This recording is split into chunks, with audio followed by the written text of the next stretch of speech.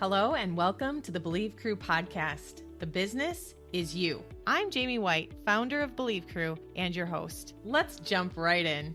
Welcome to the podcast, Stacie. I'm so excited to have everyone meet my friend in business with her husband and everyone be able to learn and hear and grow from everyone else's experiences, right? We've been connecting for years and I've seen so much growth in her personally. And I know both of us understand what it's like to be in a family business. So Stacie, I would love to hear how you and your husband got into business in the beginning. What was some of the initial story? So I grew up on a family farm. My husband grew up on a family farm. When we first married, he was farming with his family. At some point, it got to be too much family. And so we split off, and Taylor took another job driving truck and knew that that's not what he wanted to do long term. He wanted to own his own business. And in the farming industry where we live, they installed drainage tile for farmers. We're in Minnesota. We have too much water. And he had done that on his dad's farms. When he was younger, knew he loved it, decided he was going to do it.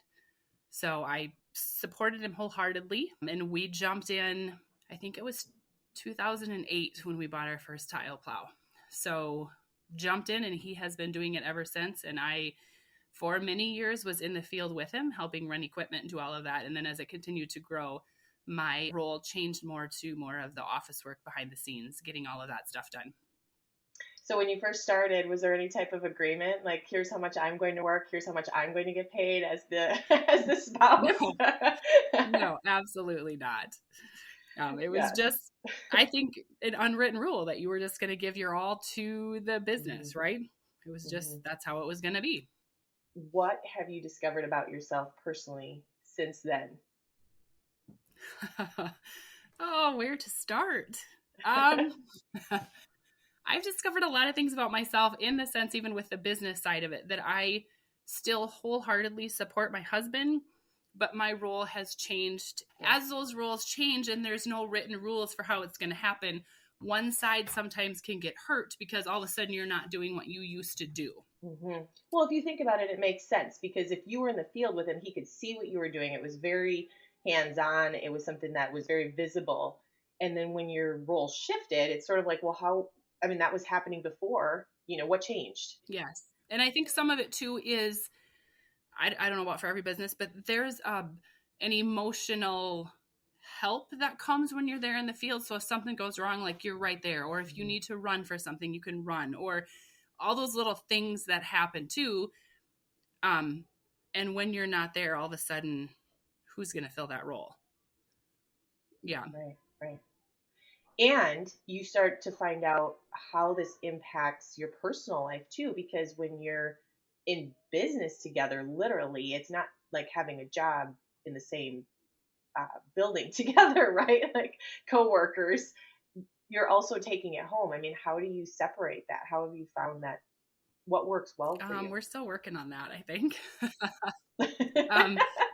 It's become difficult because in our business, it is a seasonal business that has changed more into about 10 months out of the year. Usually we're busy right before the farmers are busy in the spring and right after the farmers are done harvesting in the fall. That has transitioned to about 10 months out of the year until the ground is completely frozen. We are busy. Like by busy, I mean from 8 o'clock in the morning until often 8, 9 o'clock at night. Taylor will be busy 5 to 6 days a week. And I realized that was just too much for me personally to be invested in a business. I wanted some more personal time, if that's the right way you say that, time with my family, time away from the business. I feel like our business is at a stage where it continues to grow and we could take a few hours away from it. But it is difficult because when you come home, you want to talk business. And when you're riding in a vehicle, you talk business. Right. And so or if you're going to take someone to the airport, you stop at a place to see if, Yes. There's always an opportunity for a business trip. Yes, there is. So it's a transition for me. I'm still learning very much how to say no. I don't want to have that conversation right now. Let's have it tomorrow. I'm done. Mm-hmm. I'm done for the evening. It's interesting because one of the things that I've been hearing as I've been interviewing other business owners that have been able to transition into some of those next levels after startup or early stages of startup, the thing that I hear consistently is boundaries. Like, what are some of the things that I can say no to and really need to say no to? So what you're saying speaks to some of the other things that I'm hearing. The other thing that I happen to know about you is that you have studied your own self a lot more and, feel more clear on who you are. What are some of the things that you've learned about yourself that help? So that process started in 2000 and probably 10, around there, that I started that myself, learning more about myself because of my children. My children needed some help, and I was trying to find help for them, and then realized in the end, I think who I really needed the help for was myself. That's awesome. Through the therapy, we had an amazing therapist that helped me. And I myself just read book after book, podcast after podcast, blog after blog to learn more about how the human brain works. Really, I had tons of interest in our past trauma. Mm-hmm. And like when I first learned about it, it was called the reptilian brain, or like the bottom file cabinet drawer way in the back that you never open, all this stuff in our subconscious that we don't know that affects how we behave and how we react to things. That's especially what I see in my life, is how I react to things. And so even to bring that back to the business, it helped me to understand why Taylor does something. Why do I react a certain way? Like, you start learning about that trauma, learning about the things in your past. And not all of it's trauma. Some of it's good, but usually it's the trauma that affects us in a negative way. And so that's been amazing for me through the years. 12 years of learning and studying, and I feel like I have barely scratched the surface, but I have loved to see the transition in myself, even to where I can react to something, but then I can catch myself instantly and be like, yeah, why did you do that? Right. What caused that reaction? Curious about it. Yeah. Yep. I'm envisioning you starting this business together. You're literally out in the field, and sometimes then the work and what you've committed to. I mean, when we make a commitment to something, especially if we've signed our name on something or made an investment that requires us to show up, then it's like all hands on deck, rallying cry. There's really no time to overthink things. It's just jump in and do. Right. But then after a little bit, that only lasts for so long, that rallying cry. And then it's like, okay, actually there's more. I'm going to dig into this a little bit more. And so that's what I hear you saying is that maybe it was the family that led you to the therapy. And in a way, it could have been because, was there any other support for them, right? Like you said, maybe it was more you that needed it to begin with anyway, but it was showing up in the kids. Right. And how often does that happen, right? That our kids want to see us in a good place. And then when we're not, they start acting out. And then we think they're the problem. Like, really, it's because they see us as a problem. No. Yes. In all reality, yes. Mm-hmm.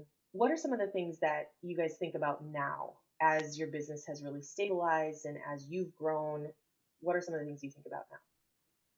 Really just how to continue the growth path it's on, but to not grow too fast, because in too fast of a growth, I feel like the business overtakes us and who we are personally disappears.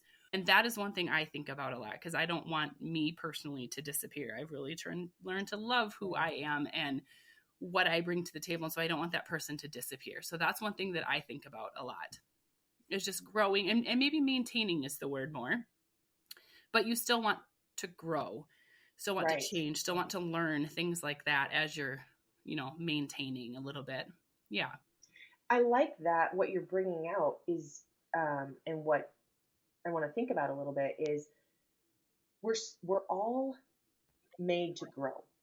And so when we first start a business, so much growth is required. And then we get to that point of where maybe not quite as much growth is required. And so then we just want to keep what we have. And the reality is we're still made to grow. So what are some of those areas? And I feel like that's just a transition in thinking again. It's another growth opportunity, because now maybe the way that we're meant to grow isn't in how do I get more sales? How do I improve my processes? How do I hire people, in a way that I need to? Like, now some of those things you maybe have more comfort level with, and now it's a new opportunity for growth. And like, how do I find my purpose in this next place? Those are similar conversations to other people that, are navigating business. How do we grow, but yet maintain? I don't know if we can maintain. It Right. might be, it's time for the next growth opportunity. What is something that you would wish you would have known early on if somebody else was starting in business with their spouse? What is something that you would have loved to have known? To set the roles and be very clear in what each one of you roles is. Because for Mm-hmm. me, being out in the field all the time helping to run equipment was good, but then I also had to come home and do all of the bookwork behind the scenes. And in my mind, I'm also a stay-at-home mom, and that was my first job. So I also had to be there 100% for our 6 kids as our family grew, and be in the field to help that happen and get all the stuff done at home that a mom does at home, along with all the paperwork. So that is probably the biggest thing, is I wish there would have been set roles that we both understood we were going to do, and here's what you bring to the table. And not that we can't do more, but at least we know this is where we start. Right, right. I feel like it's like any business starting though. I mean, we go to an attorney maybe to help us draft up the LLC paperwork, but all of that is just like writing. It's just writing on paper, you know, and we barely look at it. You know, it's like hopefully I don't need this. And so creating those roles and responsibilities feels like this huge piece. I mean, even to the point where in any partnership, like I'm thinking about marriage, you know, we sign our name to the paper and say, yeah, we're married, you know, we had a great event, but like, where was the roles and responsibilities sheet that we could have filled out in the beginning? Yes, yes. It's not just a business partnership, but a life partnership. Right. It's the same. And so what you're speaking to is something that's so important, but how do we actually make time for that? I mean, is that something that you feel like at what level would you encourage someone to make time for that today? At the very beginning level, I think it's super important. I think, as you mentioned too, even in our marriages, I think it's one thing that we in our marriage have failed at, and I would like to do better, is understanding what the roles are, and understanding even maybe even not just what the roles are, but the amount of time it takes to get the roles complete. Because each one of those roles takes different time, and it takes different time in different stages of our life, different months of the year, things like that. So fully understanding what the roles are from the very beginning, and understand the amount of time, the amount of effort it's going to take to complete them properly. Yeah, and the energy too. Like when you say time, I mean, there's a level of energy that different things take. They might not take a lot of time, but it might take a lot of energy. Yep. You know, and I've mentioned to you a little bit, I love in business the visionary and the implementer model. And, you know, we have these visionaries usually often in business where they have this great idea, and then just one idea can literally create years worth of work. So, and then the implementer is often this behind the scenes. I don't know if you know, but Walt Disney, there's actually a Roy Disney. I never knew. You know, he's so behind the scenes. Did you know that? I don't think I did. No. Yeah, like there was a Roy Disney that was literally running everything, like doing all the hiring, you know, the paperwork, the behind the scenes, and we don't hear his name. So then business owners and organizations don't realize that that's actually a model that is important. Like not recognizing that most of us are not self-made, and if you're the visionary, maybe there's some space for an implementer, and then let's work on the roles. Right. Yes. My favorite part is that the implementer gets the tiebreaker vote. So I let every implementer know that right up front. That's good to know. That's a very important thing to know, and have that tie-breaking vote. Yeah, because even if you're in a 50-50 partnership, right, in life and in business, I love to think of visionaries and their 10 ideas, but 9 of them often need to be filtered. And so the implementer does usually a really good job of that. They respect the visionary. You know, and this is happening in any business, but especially family business. And I feel like those roles are not defined. But if you had any other business, they would be given roles and responsibilities. Yes, 100%. Is there anything that comes up that you would love to share with someone thinking about starting a business or in a family business, in order to, you know, maybe someone is in the same situation you were in or found yourself in a couple of years ago? What else would you share? For me, I love family business. I love that you can do it together. I love that you can share those ideas. I love that you can grow together in the process. So for me, I love that aspect. I struggle myself to have to go off to a different business that's not my family business. I would not thrive in that environment. But it does come with a lot more challenges, I feel, because for me, you're working with your spouse every day.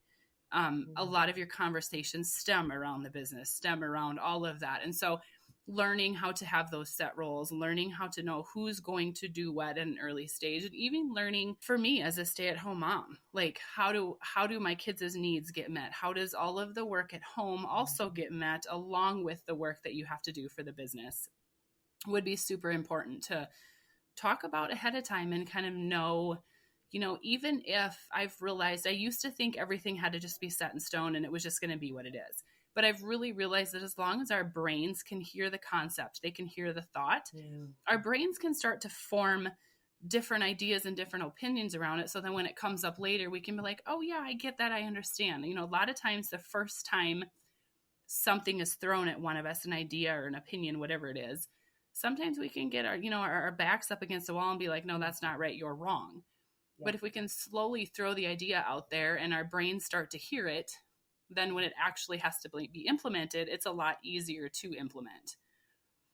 Yeah, that's so true. And what you're speaking to is true no matter what in any type of change. And, I love to study personalities, and there's a DISC personality profile. And the S in the DISC stands for steadiness. And that type of personality, what they bring is so much steadiness to an organization. And yet the problem or the challenge can be when we try and implement change. They're actually the people that we need to have on board with us because they're supporting the company, and change can be a threat to them because it's a threat to their security or a threat to their stability, And so the more we can introduce the idea ahead of time, give our brains a chance to think about it. Some people need it more than others because some people thrive on change. Some people thrive on uncertainty, drama, a little bit of adrenaline rush. And, when you have multiple personalities, being able to communicate that in advance and let the brain process it is definitely helpful.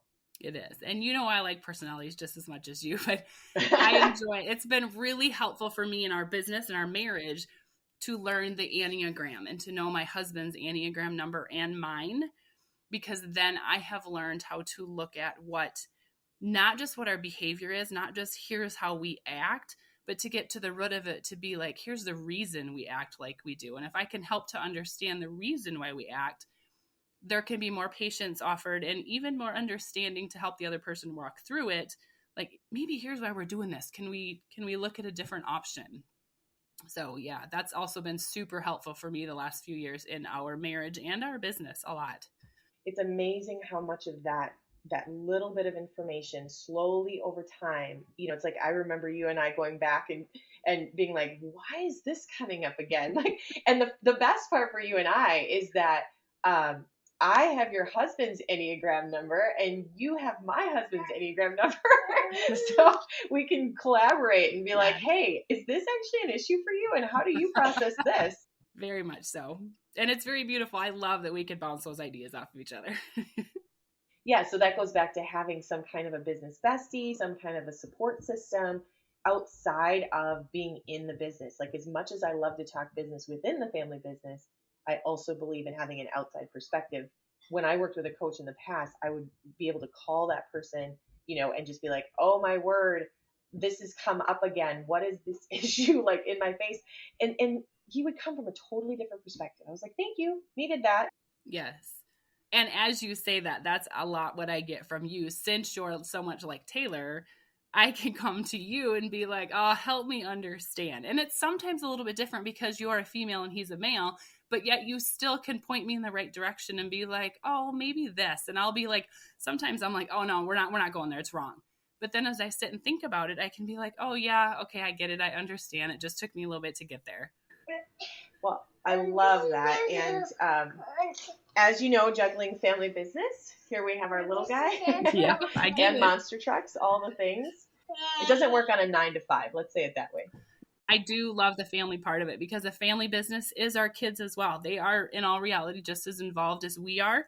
They may not be doing the physical work, but they're involved immensely with it. And I think it's good. So I love to see him sitting there. I think it's awesome.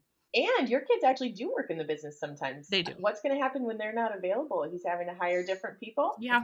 Yeah, we're having to hire different people. And, you know, it's been a transition because as they're starting to graduate and leave the house now and move on to other options, they're not there even for I just need you for 2 hours so we can get this done. They're not there to do it.